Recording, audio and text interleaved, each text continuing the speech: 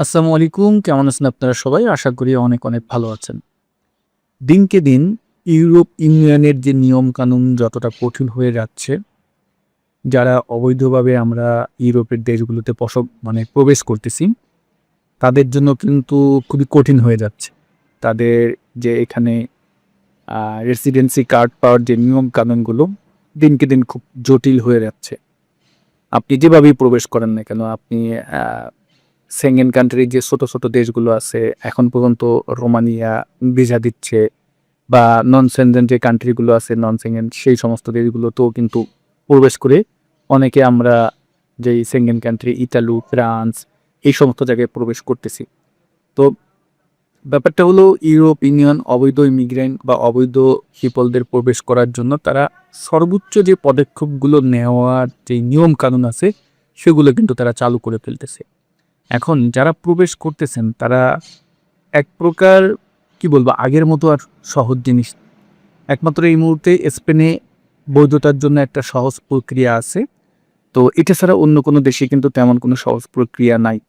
Italy বা France সেখানে আপনার অ্যাসাইলাম প্রসেস আছে। সেখানে আপনি টিকলে হয়তোবা কাগজ করতে পারবেন।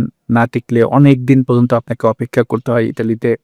হয়তোবা একটা না একটা সময় গিয়ে ডকুমেন্ট আপনি পান বা ফ্রান্সেও কিন্তু নিয়মকানুন আছে, ভালো নিয়মকানুন আছে। কিন্তু সেই যে নিয়মকানুনগুলো বা যা আছে এগুলো কিন্তু লং প্রসেস, অনেক বড় লম্বা প্রসেস। তো আমার কথা হলো যে দেখেন, আপনারা এই অবৈধভাবে এই সকল দেশে প্রবেশ না করে বৈধভাবে প্রবেশ করার চেষ্টা করেন। বৈধভাবে কিন্তু এখন প্রবেশ করার অনেক পথ আছে।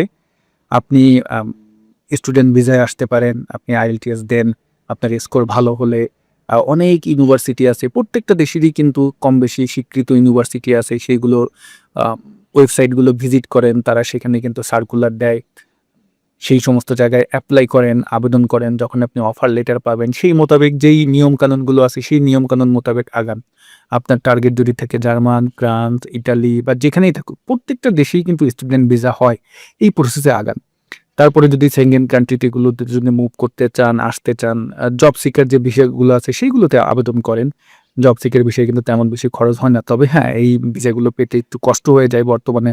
আগে যেমন সহজ প্রক্রিয়ায় পাওয়া যেত, এখন অতটা সহজ নয়। যেমন আপনি জব সিকের বিষয়ে কিন্তু সুইডেনে আবেদন করতে পারেন। পর্তুগালে কিন্তু খুব ভালো ভিসার রেশিও ভালো আছে।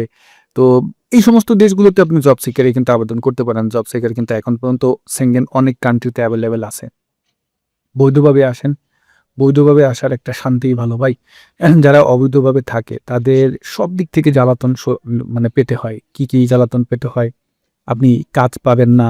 কাজ পেলেও অল্প বেতনে আপনাকে কাজ করতে হয়।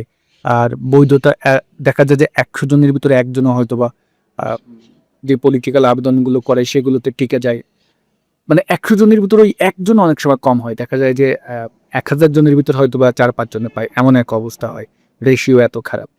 তো রিকোয়েস্ট থাকবে অবৈধভাবে পথ বেছে না নিয়ে বৈধভাবে আসার চেষ্টা করেন। আর যারা অবৈধভাবে অলরেডি প্রবেশ করে ফেলেছেন, এখন আপনাদেরকে ধৈর্য ধরতে হবে, সময় দিতে হবে। অ্যা বারবার এক জায়গা থেকে আরেক জায়গায় না গিয়ে মানে ফিঙ্গার-টিঙ্গার দেখা যায় যে আপনি ইতালিতে ফিঙ্গার দিলেন, পরে আপনার মন চাইলো ফ্রান্সে চলে আসলেন, সেখানেও ফিঙ্গার দিলেন। তখন কিন্তু ডাবলিং প্রসেসে আপনি ঢুকে গেলেন। এখন ডাবলিং প্রসেসে যে নিয়মকানুন যতটা কঠিন হয়েছে, ভাই কাগজ করাটা আপনার জন্য খুবই রিস্কি হয়ে যাবে। খুবই, খুবই। তো যেইটা বলতে চাচ্ছি যে যদি অবৈধভাবে কোথাও ঢোকেন, ঢোকার পরেও সেটা হতে পারে আপনার ফ্রান্সে, হতে পারে আপনার আম আব স্পেনে, হতে পারে আপনি আ ইতালিতে, যেখানেই ঢোকেন না কেন, ঢোকার পরে একটা দেশে থাকার চেষ্টা করেন। সেখানে ৪-৫ বছর থাকেন, হয়তোবা একটা সময় কাগজ পাবেন। কিন্তু আপনি যদি এদিক-ওদিক ঘুরতে গিয়ে কোনো প্রকার সব দেশেই ফিঙ্গার দিয়ে ফেলেন, তখন আপনার কাগজ হওয়াটা যাবে একদম রিস্ক হয়ে যাবে ভাই। অতএব উম আমার ১ম কথা হলো বৈধভাবে চেষ্টা করেন।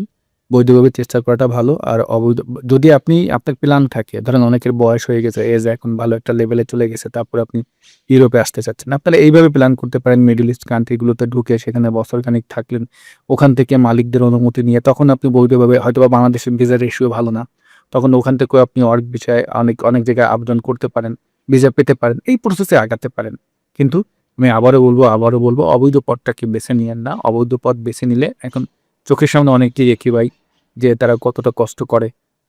কতটা কষ্টের ভিতরে চলে। বেতন যেখানে যদি কথা বলি যে বেতন আপনার মূল বেতন ৳১০ হয়, সেখানে ৳৫ বেতনে কাজ করতে হয়। পুলিশদের হয়রানিতে থাকতে হয়। অনেক জ্বালাতন সহ্য করতে হয় ভাই। এবং এখন তো বৈধতা পাওয়াটা so tough। ঠিক আছে? তো আশা করি দুটো টপিকটা আপনারা বুঝতে পেরেছেন। সবাই ভালো থাকবেন। ভিডিওটা আমি শেষ করছি। আসসালামু আলাইকুম।